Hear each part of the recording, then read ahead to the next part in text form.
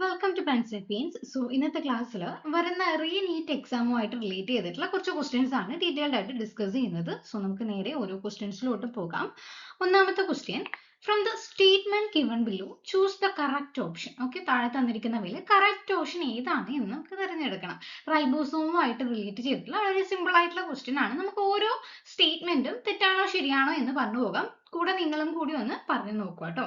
The eukaryotic ribosomes are 80S and the prokaryotic ribosomes are 70S. അല്ലെ, നമ്മൾ eukaryote and prokaryotic റൈബോസോംസിന്റെ type പഠിച്ചിട്ടുണ്ട്. അപ്പൊ ഇവിടെ യൂക്കാരിയോട്ട് 80S പ്രൊക്കാരിയോട്ട് 70S തന്നെയാണ്. സോ ഈ ഒരു ഓപ്ഷൻ ശരിയാണ്. രണ്ടാമത്തെ നോക്കിയേ, ഈച്ച് റൈബോസോം ഹാസ് 2 സബ്യൂണിറ്റ്. ഇവിടെ ഒരു പിക്ചർ കൊടുത്തിട്ടുണ്ട്, അവിടെ തന്നെ കൊടുത്തിട്ടുണ്ട് അല്ലെ, ഒരു സ്മോൾ സബ്യൂണിറ്റും ഉണ്ട്, ഒരു ലാർജ് സബ്യൂണിറ്റും ഉണ്ട്. അപ്പൊ ആ ഒരു ഓപ്ഷനും എന്താണ്, ശരിയാണ്. രണ്ടാമത്തതും ശരിയാണ്. മൂന്നാമത്തത്, the 2 സബ്യൂണിറ്റ് ഓഫ് 80S, അതായത് യൂക്കാരിയോട്ടിക് റൈബോസോമിലുള്ള 80Sന്റെ 2 സബ്യൂണിറ്റിലെ അതിലെ large subunit 60S small subunit 40S എന്നാണ് പറയുന്നത്. ദെൻ പ്രൊക്കാരിയോട്ടിലാണെങ്കിലോ ലാർജ് എന്ന് പറയുന്നത് 50S സ്മോൾ എന്ന് പറയുന്നത് 30S ആണ്. നല്ല രീതിയിൽ പഠിച്ചവർക്ക് വളരെ സിമ്പിൾ ആയിട്ട് കിട്ടും. ഈ ഒരു ഓപ്ഷനുമായിട്ട് റിലേറ്റ് ചെയ്തിട്ടുള്ളതാണ് അടുത്തതും വരുന്നത്. അടുത്തത് എങ്ങനെയാ പറഞ്ഞിട്ടുള്ളത്, 60S 20S ആണ് യുക്കാരിയോട്ടിൽ, ദെൻ 50S 20S ആണ് പ്രൊക്കാരിയോട്ടിൽ. ഇപ്പൊ രണ്ടും കണക്ക് കൂട്ടുമ്പോൾ എന്താ 80 70 വരുന്നുണ്ട് അല്ലേ. അപ്പൊ ഡി ആണോ ഓപ്ഷൻ എന്ന് കൺഫ്യൂഷൻ വരാം, പക്ഷെ അതാണോ? അതല്ല. The 2 subunit of 80S are 60S and 30S.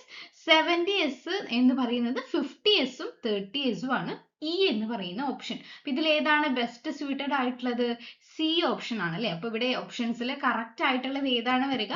എയും ബിയും സിയും ആണ് കറക്റ്റ് ആയിട്ടുള്ളത്. ബാക്കിയൊക്കെ രണ്ട് ഓപ്ഷൻസും തെറ്റാണ്. ഓക്കെ, അപ്പൊ ഇങ്ങനെയുള്ള കാര്യങ്ങളൊക്കെ നല്ല രീതിയിൽ പഠിച്ചു പോവുക. പ്രീവിയസ് ഇയേഴ്സിൽ വന്നിട്ടുള്ള ഒരു ക്വസ്റ്റ്യൻ ആണ് ഇത്. Okay, the next question, the epiphytes that are growing on a mango branch is an example of which of the following?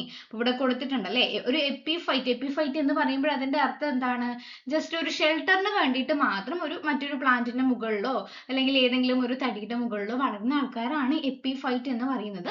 ഒരു എപ്പിഫൈറ്റ് ആ ഒരു ഹോസ്റ്റ് പ്ലാന്റിനെ ഉപദ്രവിക്കുന്നില്ല, അവർക്ക് ദോഷവും വരുത്തുന്നില്ല, നഷ്ടവും വരുത്തുന്നില്ല. ഓക്കെ, മിനറൽസ് ഒക്കെ അവർ തന്നെ എന്താ എൻവയൺമെന്റിൽ നിന്ന് വലിച്ചെടുത്തിട്ട് ഫുഡ് ഉണ്ടാക്കി കഴിക്കുന്ന ആൾക്കാർ, അത്തരം ആൾക്കാരിനെയാണ് എപ്പിഫൈറ്റ് എന്ന് പറയുന്നത്. അപ്പൊ മാംഗോയുടെ മുകളിൽ ഒരു ട്രീ പ്ലാന്റിന്റെ മുകളിൽ വളരുന്ന എപ്പിഫൈറ്റ്, അപ്പൊ അതായത് ഇവിടെ എപ്പിഫൈറ്റ് എന്ന് പറയുന്ന ആൾക്കാർക്ക് പോസിറ്റീവ് ആണ്, പക്ഷെ മാംഗോ എന്ന് പറയുന്ന ആ ഒരു ഹോസ്റ്റിന് പോസിറ്റീവും ഇല്ല നെഗറ്റീവും ഇല്ല.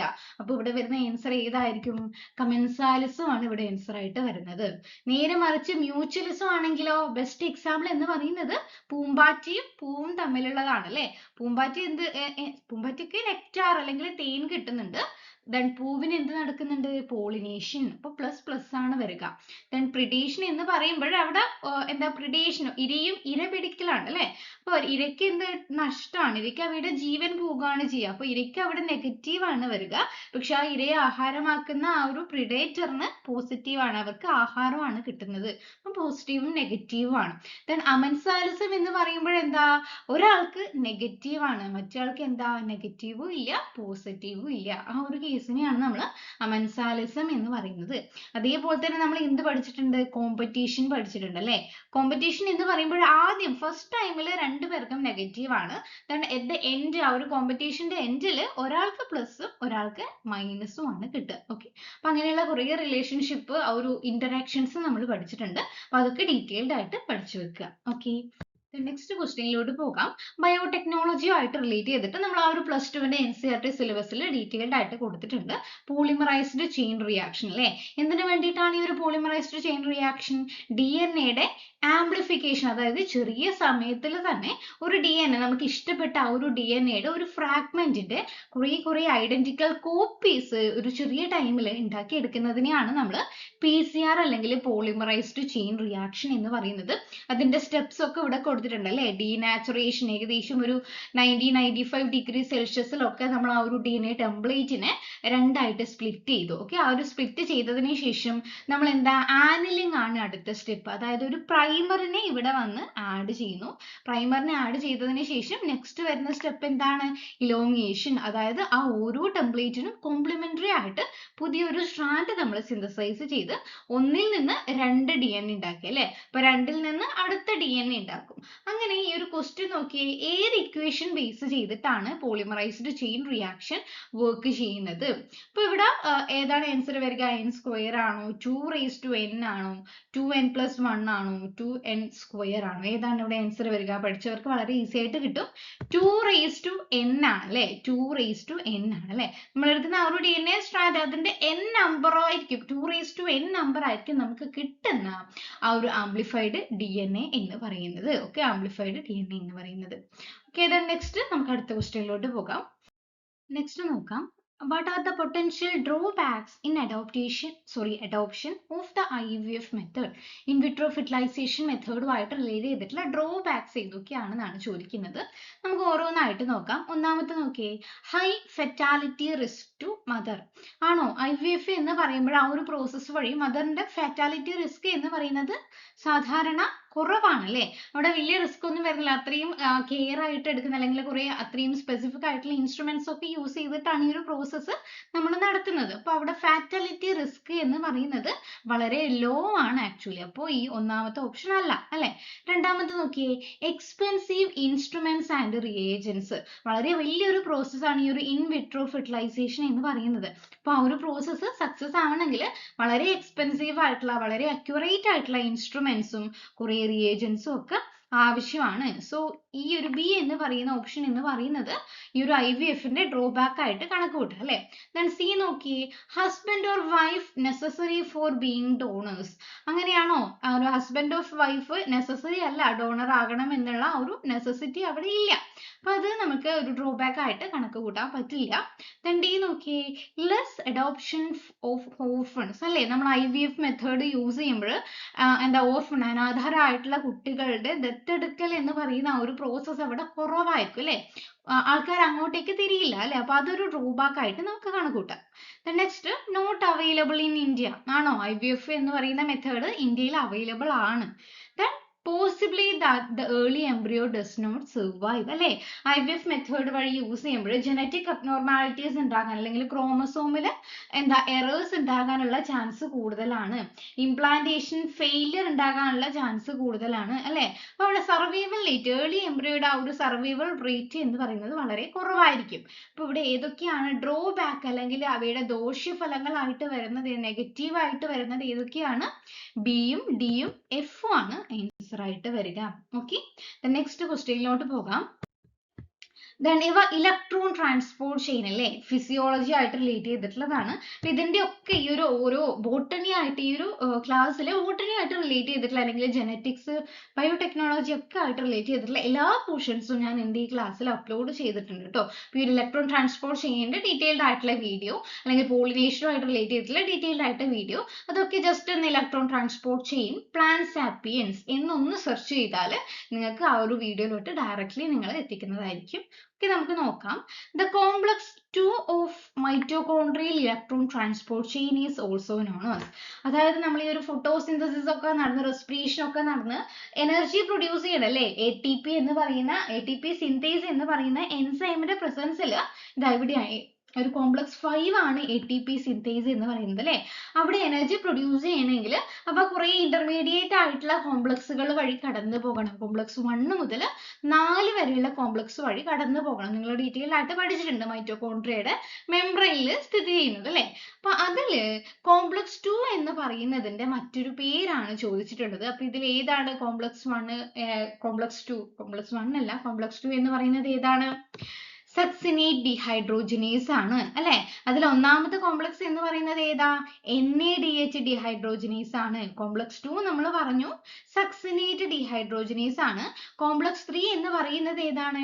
സൈറ്റോക്രോം BC1 ആണ് അല്ലെ. ദെൻ സൈറ്റോക്രോം C ഓക്സിഡേസ് ആണ് നാലാമത്തത്. അഞ്ചാമത്തതാണ് ATP സിന്തേസ് എന്ന് പറയുന്നത്. ആ ഒരു ഓർഡറിൽ തന്നെ ഡീറ്റെയിൽഡ് ആയിട്ട് പഠിച്ചു പോവാട്ടോ. ആ ഒരു എൻറ്റയർ പ്രോസസ്സ് വളരെ ഇമ്പോർട്ടന്റ് ആണ്.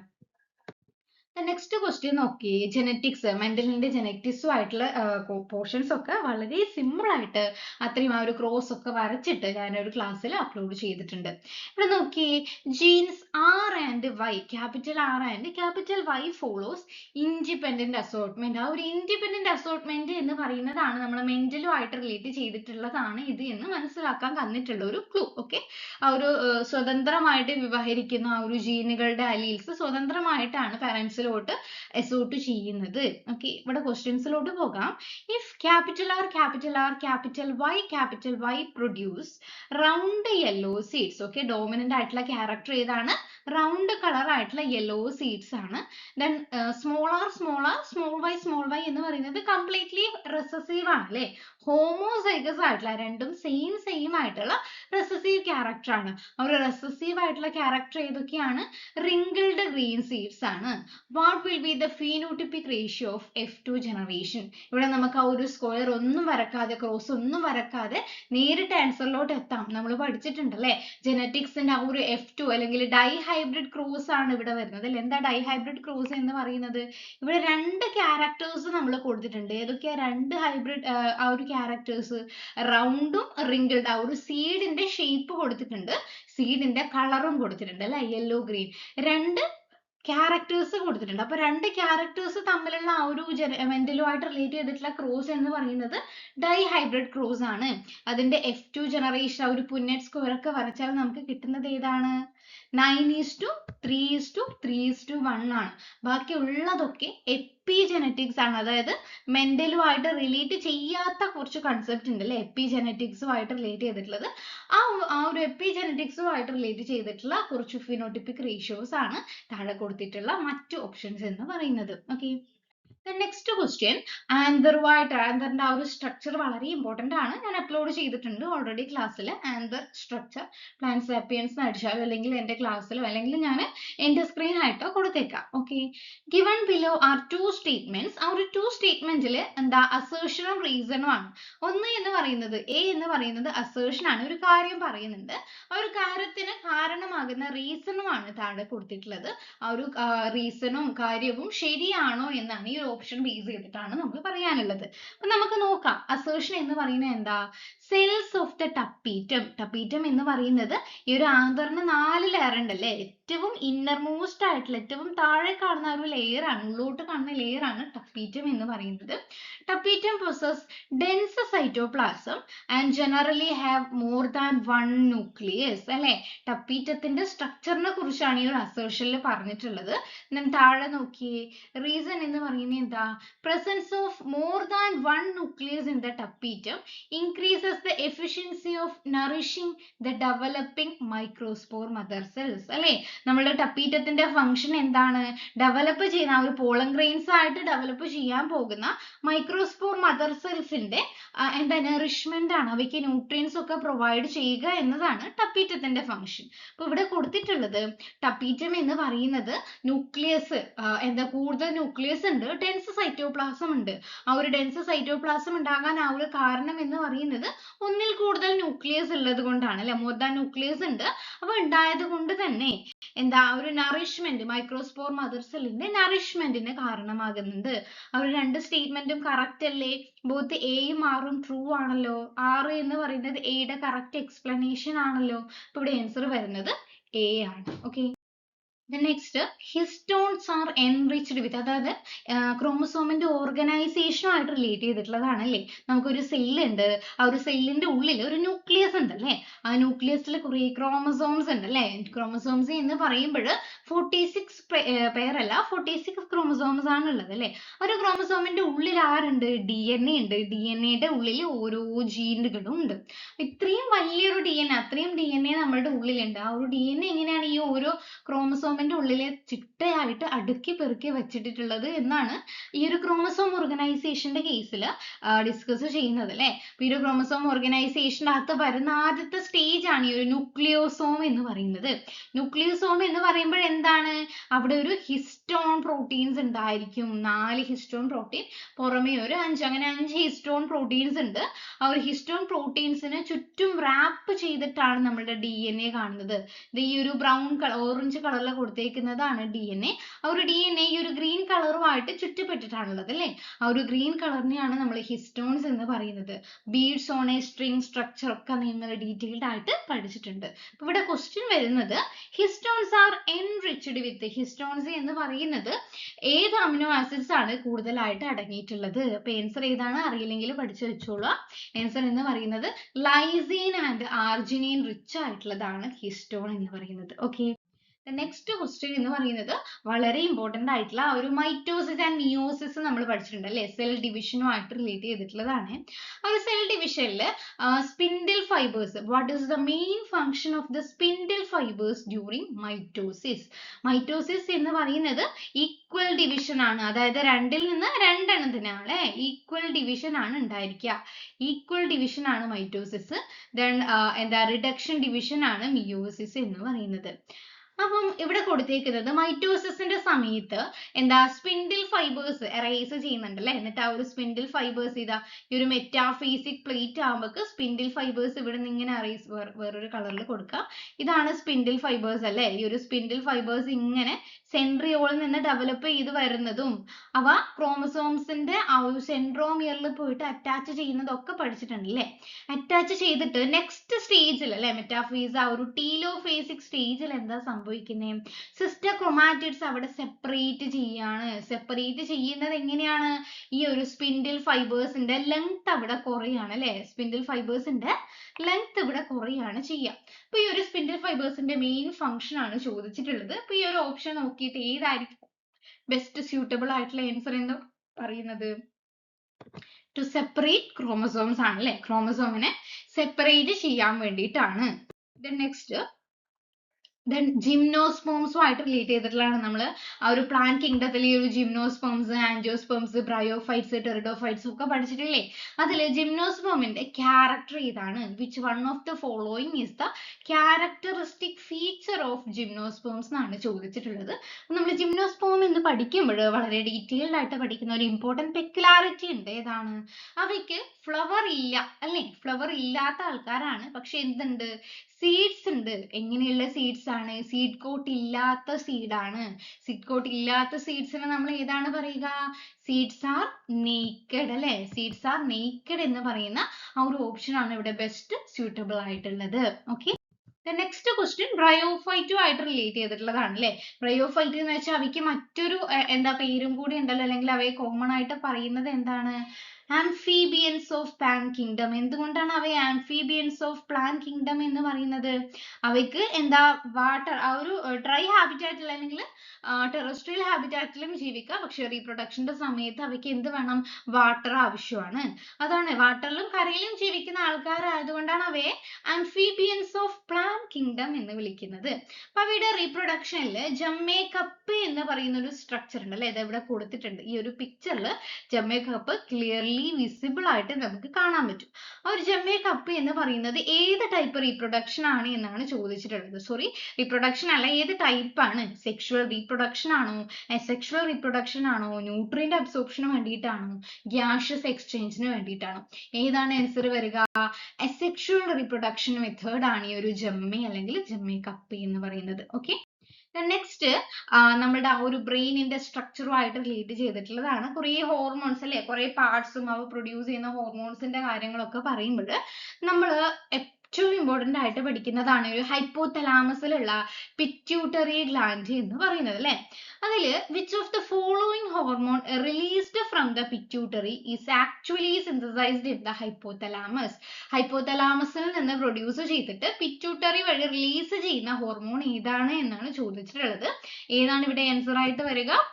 ആന്റി ഡയൂററ്റിക് ഹോർമോൺ ആണ്. ADH ഹോർമോൺ ആണ് ഹൈപ്പോതലാമസ് നിന്ന് സിന്തസൈസ് ചെയ്ത് ആക്ച്വലി പിറ്റ്യൂട്ടറിയിലൂടെ റിലീസ് ചെയ്യുന്നത്. Okay, next the protein portion of N enzyme. നമ്മൾ എൻസൈമിന്റെ സ്ട്രക്ചർ ഒക്കെ ഡീറ്റെയിൽഡ് ആയിട്ട് വളരെ ഇമ്പോർട്ടന്റ് ആയിട്ട് പഠിക്കേണ്ടതാണ്. ക്ലാസ്സിൽ ഓൾറെഡി അപ്ലോഡ് ചെയ്തിട്ടുണ്ട് അതിന്റെ മെക്കാനിസംസ് ഒക്കെ.